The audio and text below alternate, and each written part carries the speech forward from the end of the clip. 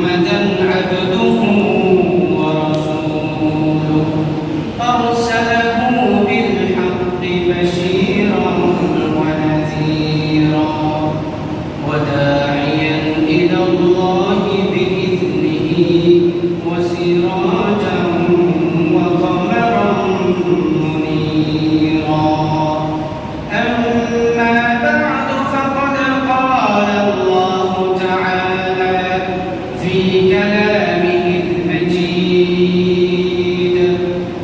وفرقانه الحميد أعوذ بالله من الشيطان الرجيم بسم الله الرحمن الرحيم إن الله وملائكته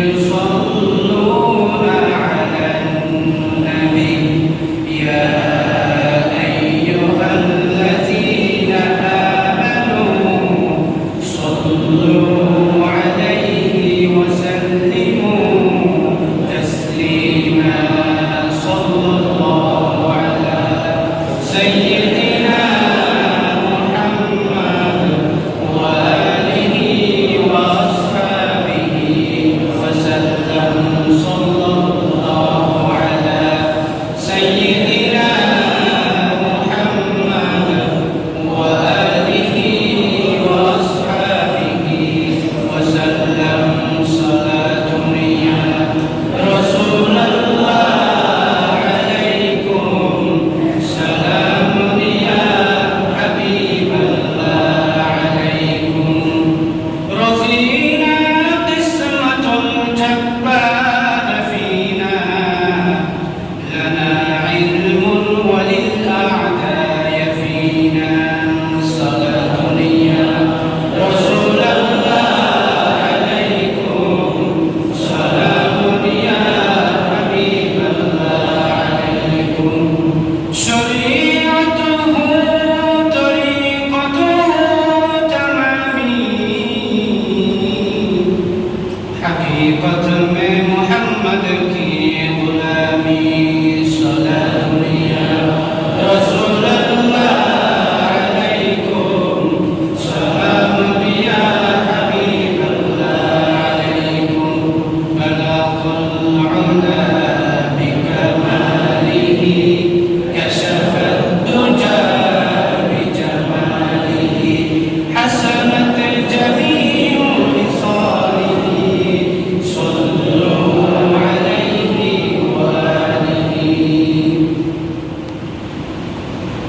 উপস্থিত সম্মানিত মুসলিম কিরাম মাইকের আওয়াজ যতটুকু যাচ্ছে যাদের কানে আজকের জুমার আলোচনা যাচ্ছে আমরা সবাই আলোচনা শুরু করবার আগে সর্বপ্রথম মহান রব্বুল আলামিনের দরবারে লাখ কোটি শুকরিয়া আদায় করি যে রব্বুল আলামিন আমাদেরকে অত্যন্ত দয়া করে মেহেরবানি করে আজকে পবিত্র জুমার দিনে দিনসমূহের সরদারের দিনের মধ্যে পবিত্র স্থান দুনিয়ার মধ্যে যত জায়গা আছে তার মধ্যে সর্বোত্তম স্থান মসজিদে এসে আমাদেরকে কিছু আলোচনা করার এবং শোনার তৌফিক দিয়েছেন সেজন্য আমরা সবাই মহান রব্বুল আলামিনের দরবারে কালিমাতু শুকরিয়া আদায় করি আলহামদুলিল্লাহ। সম্মানিত মুসলিম কিরাম আল্লাহ রাব্বুল আলামিন যদি তৌফিক দান করেন আপনাদের সম্মুখে সংক্ষিপ্ত সময়ে নির্ধারিত সময়ের মধ্যে নির্ধারিত একটি বিষয়ের উপর আলোচনা করার চেষ্টা করব আল্লাহ রাব্বুল আলামিন যদি তৌফিক দান করেন ওয়া মা তাওফীকি ইল্লা বিল্লাহ আলাইহি তাওয়াক্কালতু ওয়া ইলাইহি উনীব। প্রিয় উপস্থিতি যেহেতু জুমার পূর্বে সময় একদম সংক্ষিপ্ত সেই হিসাবে আমি আলোচনাও সংক্ষিপ্ত করার চেষ্টা করব। আজকে আমি আলোচনা করব নামাজের বিষয়। যেহেতু আমি এই জায়গার মধ্যে নতুন আলোচনার সূচনা হচ্ছে নামাজ, আর নামাজ এটি প্রত্যেকটি মুমিনের জন্য অত্যন্ত গুরুত্বপূর্ণ একটি ইবাদত। যে নামাজ ব্যতীত মুসলমানের মুসলমানিত্ব ঠিক থাকে না, যে নামাজ মুসলমান এবং কাফের মুশরিকদের মধ্যে ব্যবধান করে দেয়, যে নামাজ একজন মুসলমানের সবচেয়ে বড় পরিচয়।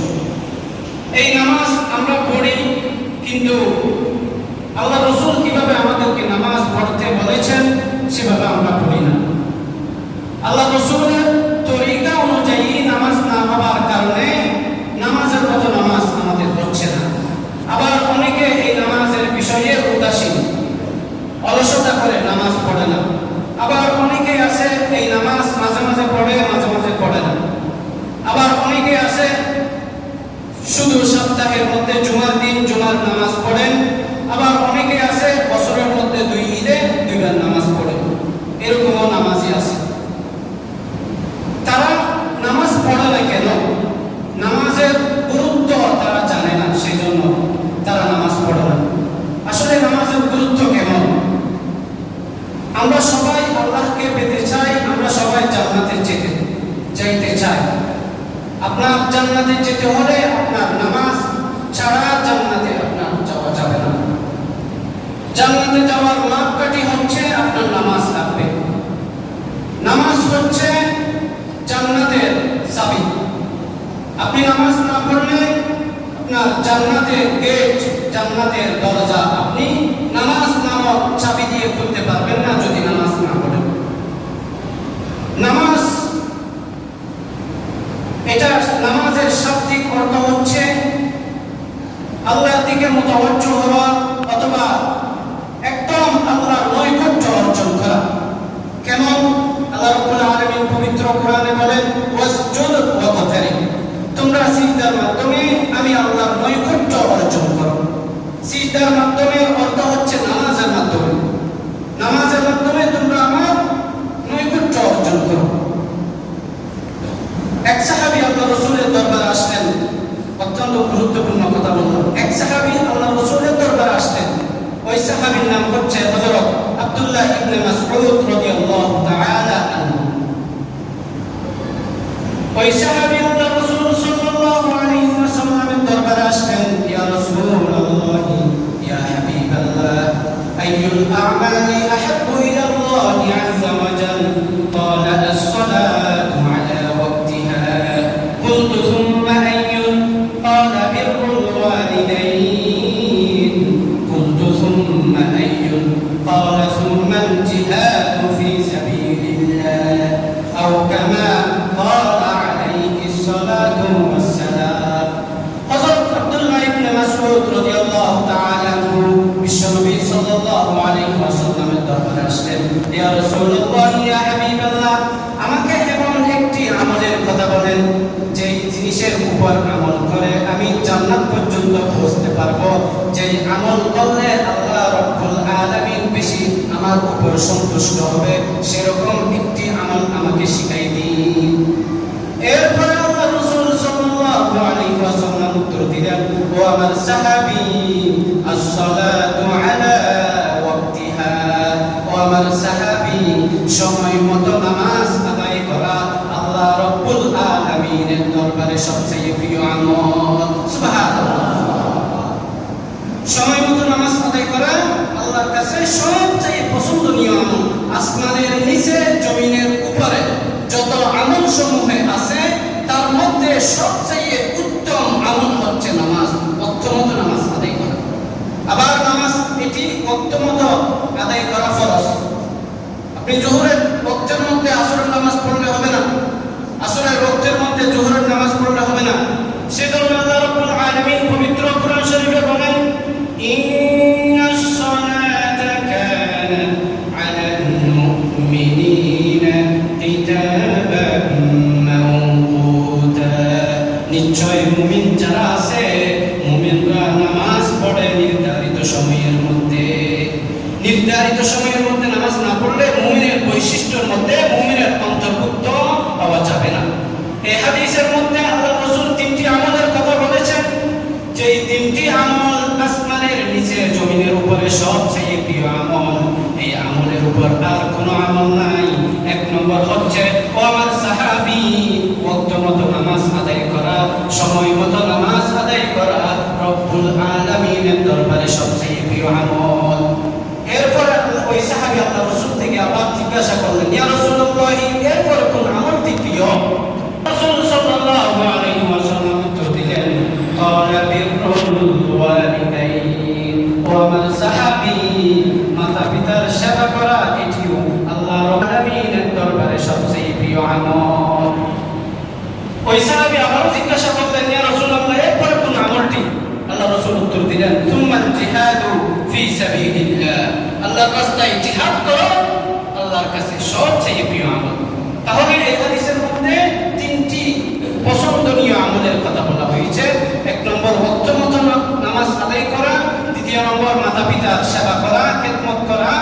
তৃতীয় নম্বর আল্লাহর রাস্তায় জিহাদ করা।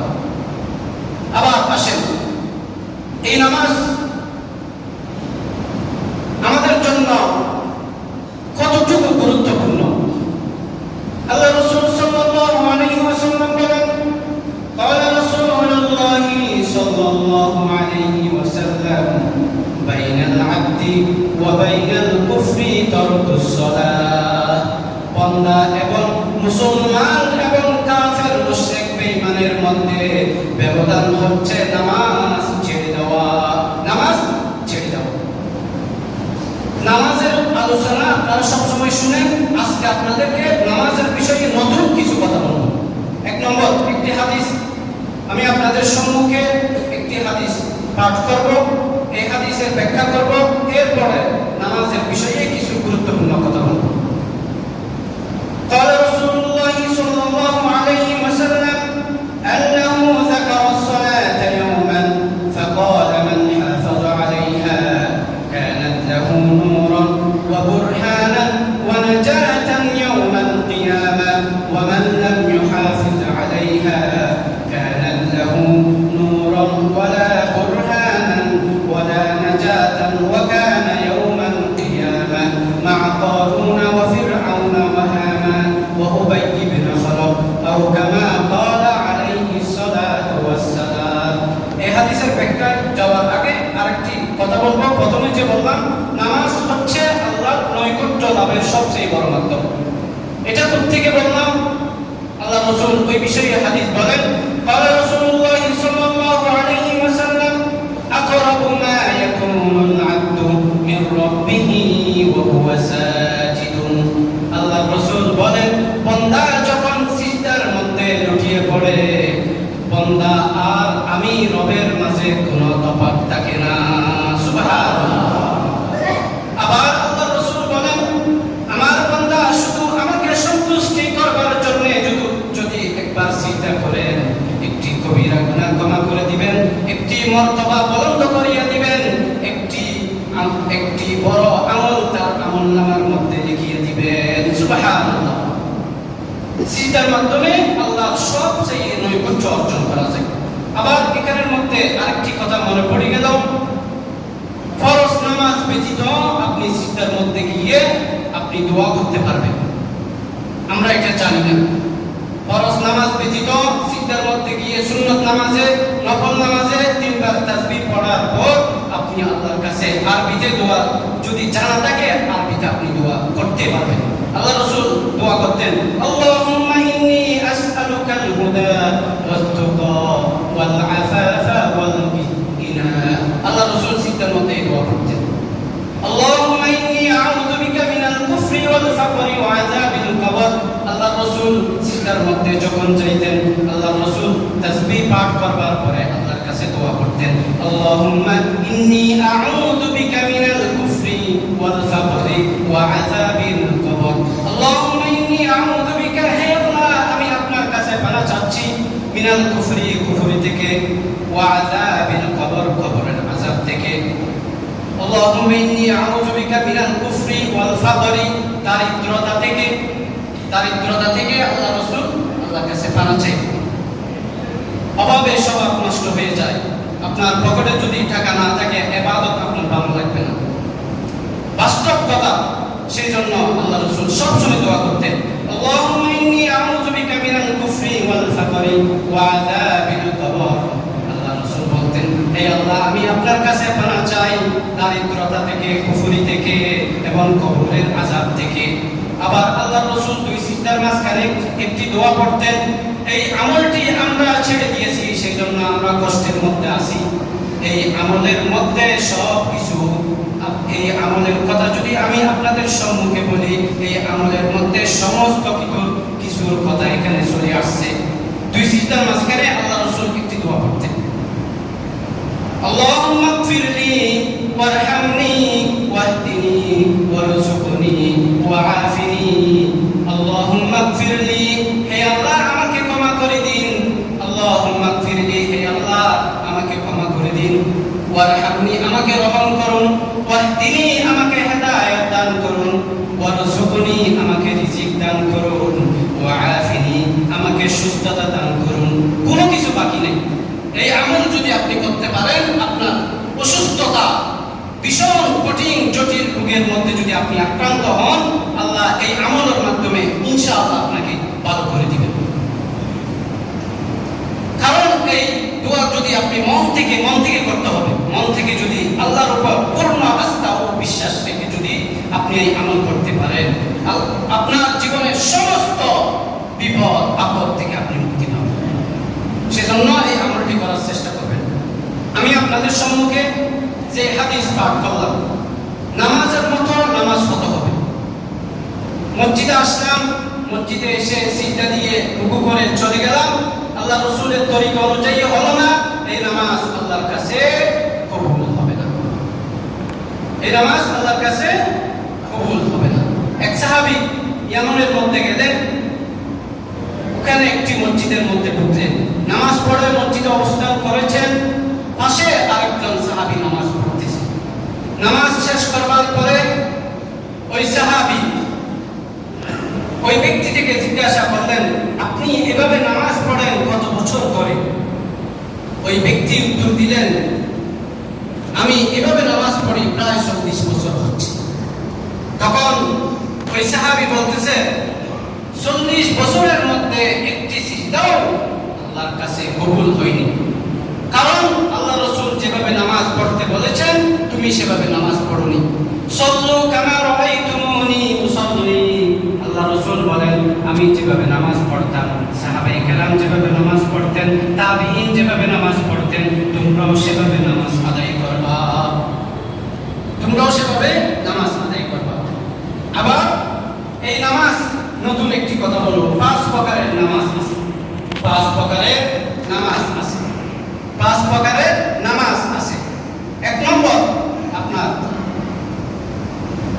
নম্বর শাস্তি প্রাপ্ত নামাজ। এক নম্বর কি বললাম? শাস্তি প্রাপ্ত নামাজ। শাস্তি প্রাপ্ত নামাজ কাকে বলা হয়? এটার ব্যাখ্যা হচ্ছে, সে নিয়মিত নামাজ পড়ে না, মাঝে মাঝে নামাজ পড়ে, কিন্তু নামাজের মধ্যে দাঁড়িয়ে দুনিয়াবি সমস্ত কিছুর হিসাব নিকাশ নামাজের মধ্যে দাঁড়িয়ে সে করে। সেই নামাজ হচ্ছে শাস্তি প্রাপ্ত নামাজ। এই নামাজকে সালাতুল আযাব বলা হয়, শাস্তি প্রাপ্ত নামাজ। সেজন্য আল্লাহ রাব্বুল আলামিন সূরা মাউনের মধ্যে বলেন, ফাওয়াইলুল লিল মুসাল্লিন আল্লাযীনা হুম আন সালাতিহিম সাহুন। আল্লাহ রাব্বুল আলামিন বলেন, এমন কিছু নামাজ পড়নেওয়ালা ব্যক্তি আছে যারা নামাজ পড়েও জাহান্নামের মধ্যে যাবে। যারা নামাজ পড়ে অলসতার সাথে, যারা নামাজ পড়ে মনোযোগ ছাড়া।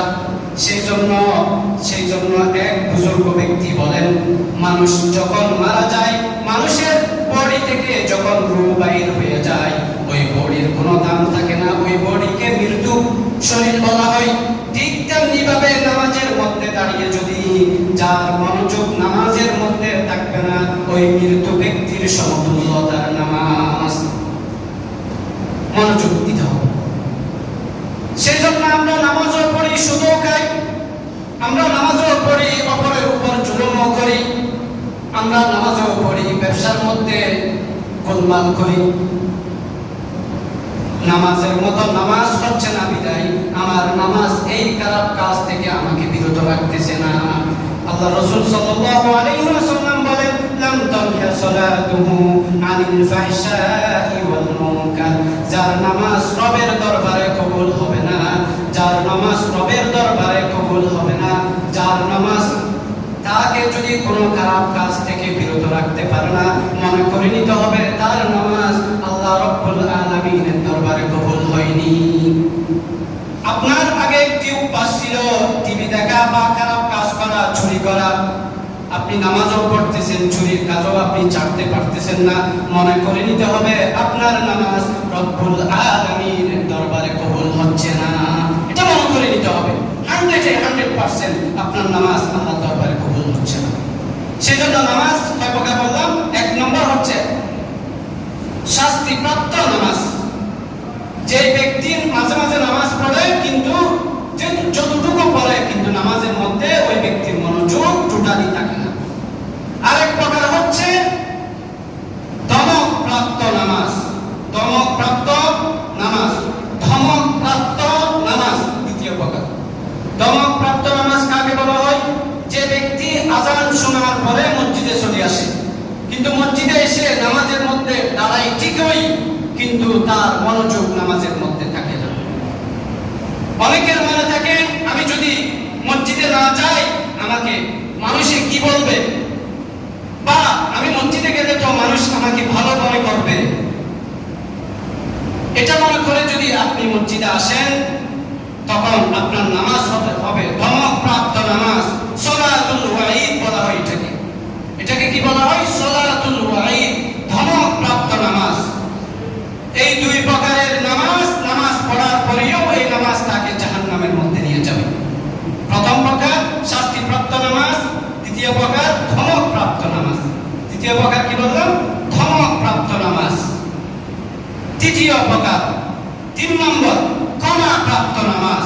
ক্ষমাপ্রাপ্ত নামাজ সালাতুল মাগফুরিন বলা হয় এটাকে। ক্ষমাপ্রাপ্ত নামাজ, আপনি নামাজের মধ্যে দাঁড়িয়েছেন, আযান শোনার পরে আপনি মসজিদে চলে আসছেন, নামাজের মধ্যে দাঁড়িয়ে গেলেন।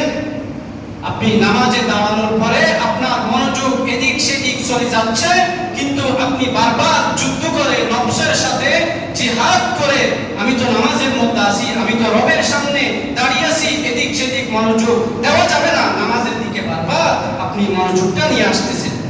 শয়তানে বারবার নামাজ থেকে আপনাকে গাফেল করে ফেলতেছে।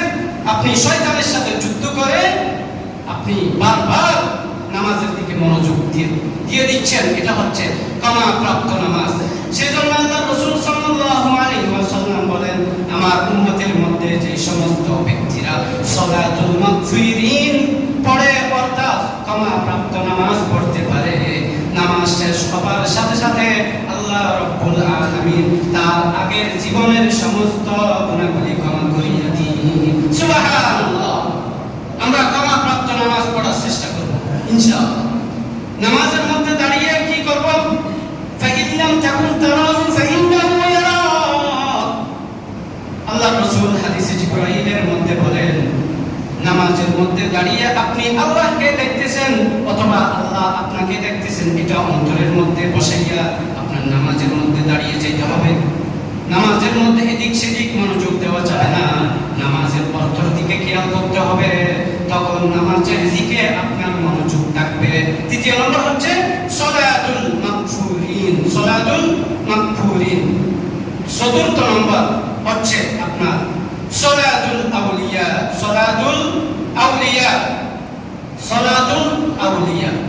সালাতুল আউলিয়া হচ্ছে আযান শোনার সাথে সাথে মসজিদে চলে আসলো, মসজিদে আসার পরে নামাজের মধ্যে দাঁড়িয়ে তার মনোযোগ নামাজের বাইরে কোথাও, দুনিয়াবি কোথাও নামাজের বাইরে তার মনোযোগ চাই না। যেমন নাকি সাহাবায়ে কেরামের দৃষ্টান্ত, সাহাবায়ে কেরাম রিদওয়ানুল্লাহি তাআলা আলাইহিম আজমাইন আযান শোনার সাথে সাথে যে যে কর্মের মধ্যে থাকে, ওই কর্ম থেকে আযান শোনার সাথে সাথে একটি কর্ম সামনের দিকে অগ্রসর করতেন না, সাথে সাথে ওটা পিছনে ফেলে মসজিদে চলে আসতেন। সেজন্য আমরা তো ওই যে নামাজের মধ্যে প্রথমে আল্লাহু আকবার বলে আমরা যে নিয়ত বাঁধি, ওই নিয়তকে বলা হয় তাকবীরে তাহরিমা। তাকবীরে তাহরিমার অর্থ হচ্ছে হারাম করা হয়েছে সব কিছু। আমি এখন নামাজের মধ্যে দাঁড়িয়ে গেলাম, আমার জন্য দুনিয়াবি সমস্ত কাজ হারাম হয়ে গেছে। এটার অর্থ আমরা জানি না, সেজন্য তাকবীরে তাহরিমা বলা হয়। নামাজের মধ্যে দাঁড়িয়ে যদি আমার মনোযোগ কোথাও না যায়, আমি তাহলে আউলিয়াদের অন্তর্ভুক্ত হয়ে গেলাম। সুবহানাল্লাহ, সুবহানাল্লাহ, আউলিয়াদের অন্তর্ভুক্ত হয়ে গেলাম। এটা হচ্ছে চতুর্থ নম্বর। 5 নম্বর হচ্ছে আপনার সালাতুল আম্বিয়া। সালাতুল আম্বিয়া। সালাতুল আম্বিয়া কেমন? সালাতুল আম্বিয়া কাকে বলা হয়? আল্লাহ রাসূল সাল্লাল্লাহু আলাইহি ওয়াসাল্লাম বলেন, আমার উম্মতের মধ্যে যে সমস্ত নর-নারীরা নামাজের মধ্যে দাঁড়ানোর সাথে সাথে আল্লাহ রাব্বুল আলামিনের সাথে কথা বলা শুরু করে। সুবহানাল্লাহ। কেমন কথা বলা শুরু করে? আপনি নামাজের মধ্যে দাঁড়িয়ে বললেন আল্লাহু আকবার, আল্লাহ সবচেয়ে বড়, আল্লাহ সবচেয়ে বড়। তার তারপরে বললেন সুবহানাকাল্লাহুম্মা ওয়া বিহামদিকা ওয়া তাবারাকা ইসমুকা ওয়া তাআলা জাদ্দুকা ওয়া লা ইলাহা গায়রুক। হে আল্লাহ, আমি আপনার পবিত্রতা বর্ণনা করতেছি, আপনার ব্যতীত আর কোনো ইলাহ নেই, আপনার মর্যাদা আকাশ চুম্বি, আপনি ব্যতীত আর কোনো মাবুদ নেই। এগুলি অন্তরের মধ্যে স্থাপন করা। আউযু বিল্লাহি মিনাশ শাইতানির রাজীম। হে আল্লাহ, আমি শয়তানের কাছ থেকে আশ্রয় চাচ্ছি, পানাহ চাচ্ছি। বিসমিল্লাহির রহমানির রহিম। পরম করুণাময় আমি আল্লাহর নামে নামাজ শুরু করতেছি। আলহামদুলিল্লাহি রাব্বিল আলামিন। সমস্ত প্রশংসা আল্লাহর জন্য, যিনি সমস্ত পৃথিবীর পালনকর্তা।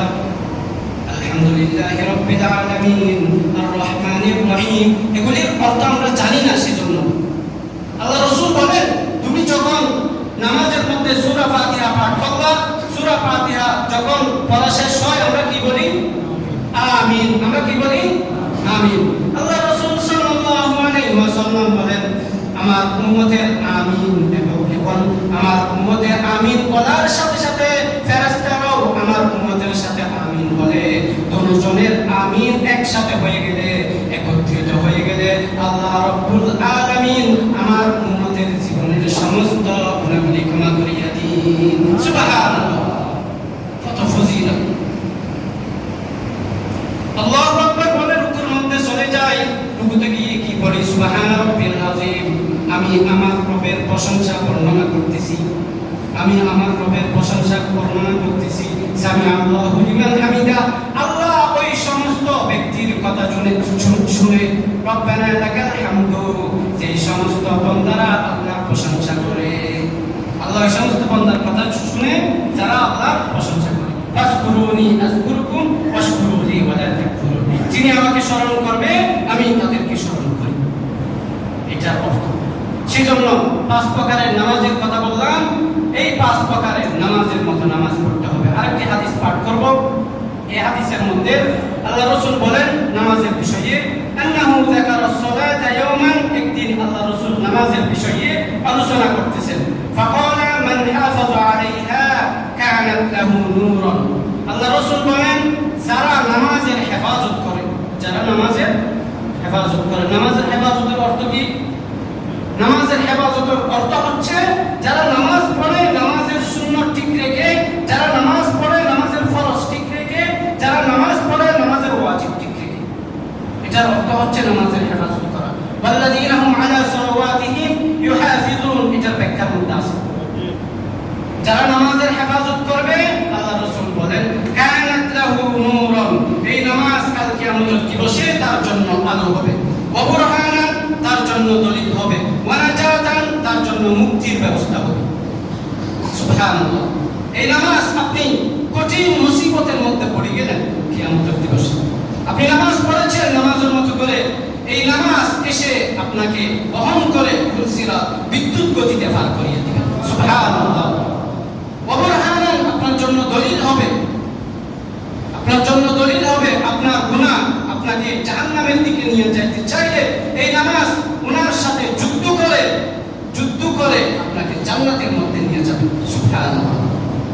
যদি নামাজের মতো নামাজ পড়লে, একটি শব্দ এটা মনে রাখতে হবে, নামাজের মতো নামাজ পড়লে।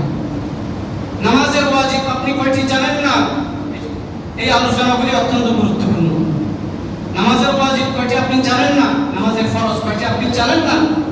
আপনার নামাজে ভুল হলে আপনি সহযোগিতা কেমনে দিবেন?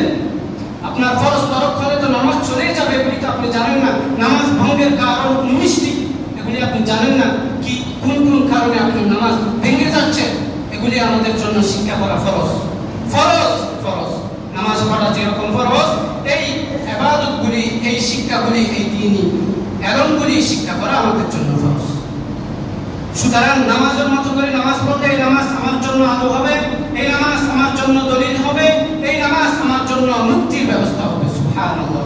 আর যদি ওয়ামান লাম ইউহাফিজ আলাইহা লাম তাকুন লাহু নূরুন ওয়ালা বুরহানান।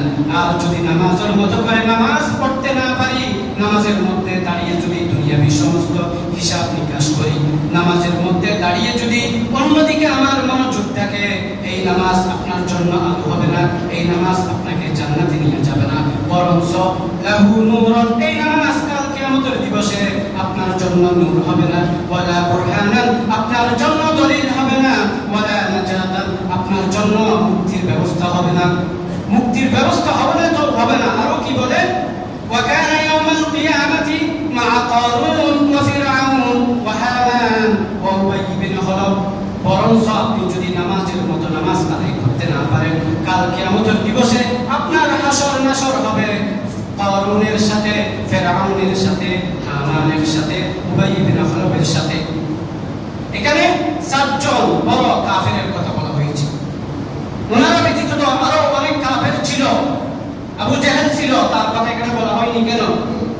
এটার ব্যাখ্যা আছে আল কাবাইর কিতাবের মধ্যে। এটা উল্লেখ ব্যাখ্যা করেন কারুন, এক নম্বর কারুনের কথা বলা হয়েছে।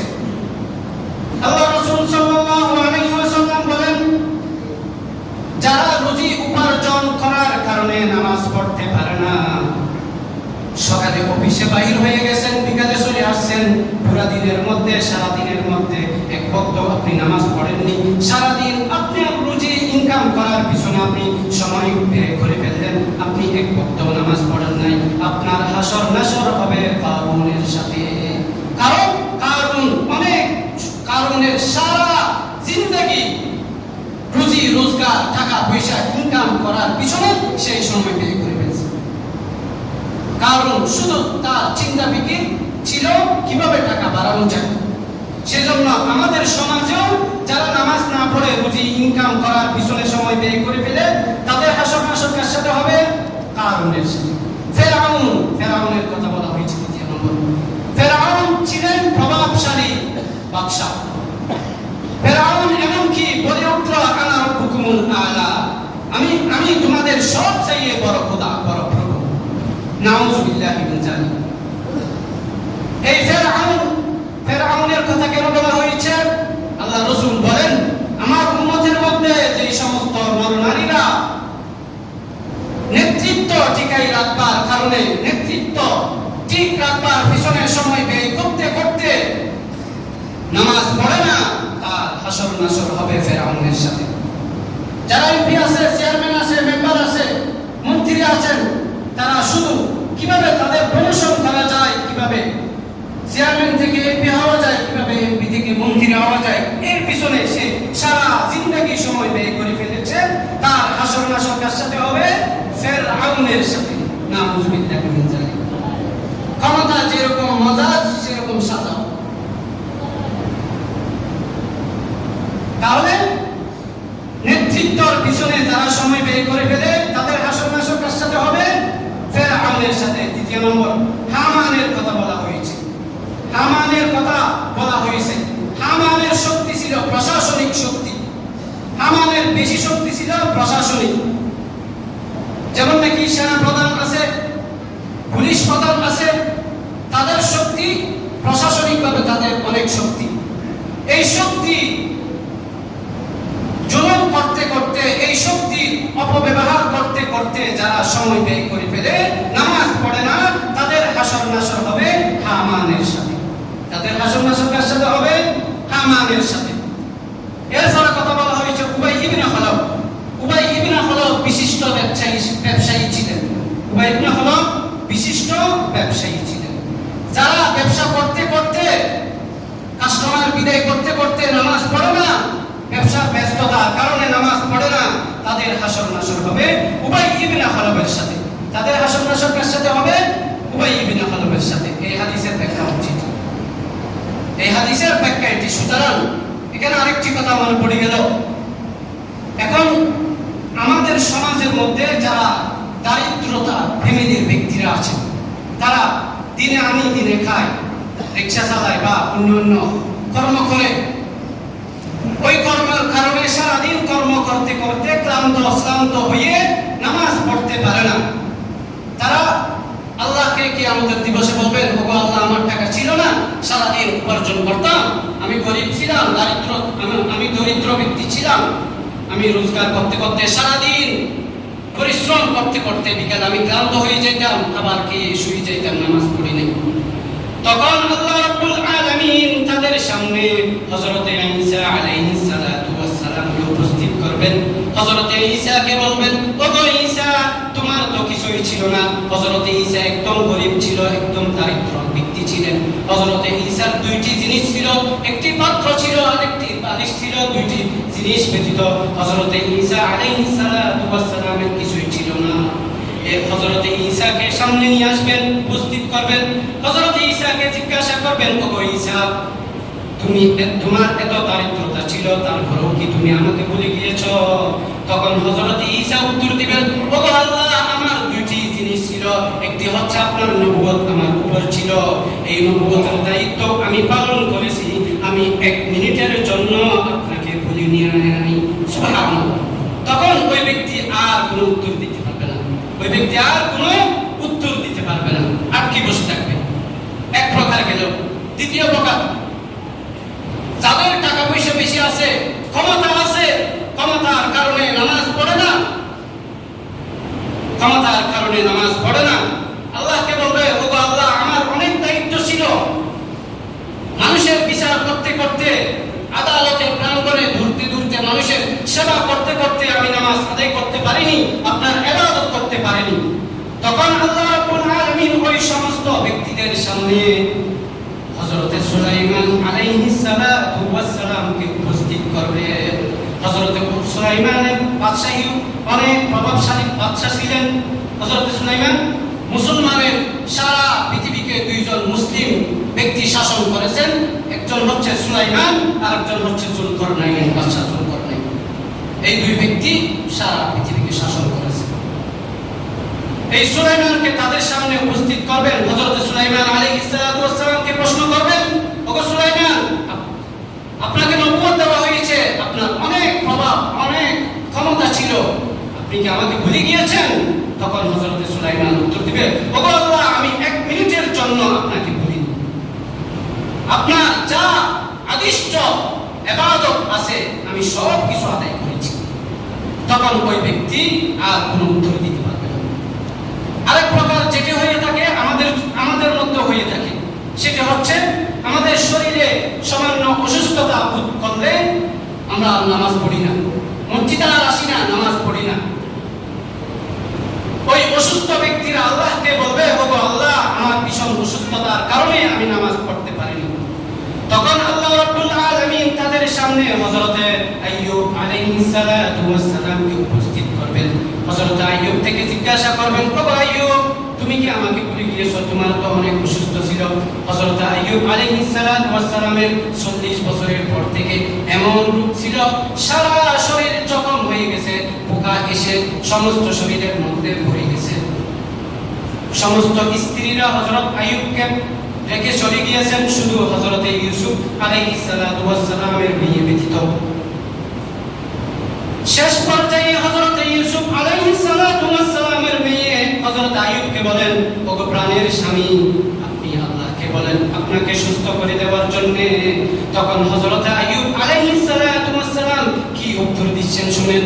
হযরত আইয়ুব তার স্ত্রীকে বলেন, ওগো প্রাণের স্ত্রী, আমাকে আল্লাহ রাব্বুল আলামিন 40 বছর সুস্থ রেখেছেন, এই সুস্থতার নিয়ামত আমি তো আদায় করতে পারিনি, আমি কোন মুখে আল্লাহর কাছে আমি সুস্থ চাইব? কি রকম ধৈর্যশীল ব্যক্তি ছিলেন। তখন তারাও, অসুস্থ ব্যক্তিরাও আর উত্তর দিতে পারবে না। তখন তাদের ফয়সালা কি হবে? ইয়াতাসাআলুনা আনিল মুজরিমিন মা সালাকাকুম ফি সাকার ক্বালু লাম নাকু মিনাল মুসাল্লিন। কাল কিয়ামতের দিবসে একজন আরেকজন থেকে জিজ্ঞাসা করবেন, একসাথে লাগানো বাসা ছিল, মসজিদের মধ্যে একসাথে বসতাম, আমি জান্নাতে, তুমি জাহান্নামে কেন গেছো? জান্নাতি ব্যক্তি জাহান্নামীদের থেকে জিজ্ঞাসা করবেন, ওই জান্নাতি ব্যক্তি উত্তর দিবে, ক্বালু লাম নাকু মিনাল মুসাল্লিন, আমি নামাজ না পড়বার কারণে আজকে আমি জাহান্নামের মধ্যে আসলাম। নামাজ না পড়লে জাহান্নামে অবশ্যই যেতে হবে। জাহান্নামে যাওয়া ব্যতীত, নামাজ ব্যতীত জান্নাতে যাওয়া যাবে না। নামাজ না পড়লে জাহান্নামে যেতে হবে, এটা আপনার 100% বিশ্বাস করতে হবে। আল্লাহর ভয় অন্তরে ঢুকাই আপনি মসজিদে আসেন। 5 প্রকারের নামাজের কথা বললাম, 5 প্রকারের নামাজ হবার চেষ্টা। 2 প্রকার থেকে বিরত থাকবো, আযাব প্রাপ্ত নামাজ, দমক প্রাপ্ত নামাজ। আযাব প্রাপ্ত নামাজ, দমক